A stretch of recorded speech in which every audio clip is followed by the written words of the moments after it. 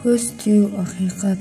Көз жылқыны қазанға Алладан қабірге салады деген ескінің есті сөздің қазақ халқы әулиен-ақ біледі. Бұл сөздің даму тереңінен, яғни дінімізде негіз алып отыр. Себебі сахаба Жабир пайғамбар салам көз адамды қабірге түйін қазанға салады деген хадисін жеткізген екен.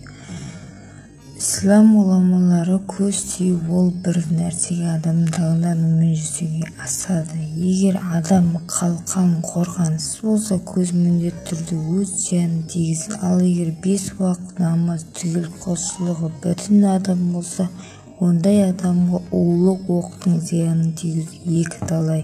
Тіпті егесіне қайта оралуы да мүмкін деген ақырет азығы кітабынан. Демек, көз тию немесе назарлану адам алдын алып емделместе өлімге алып келетін қатерлі дерт.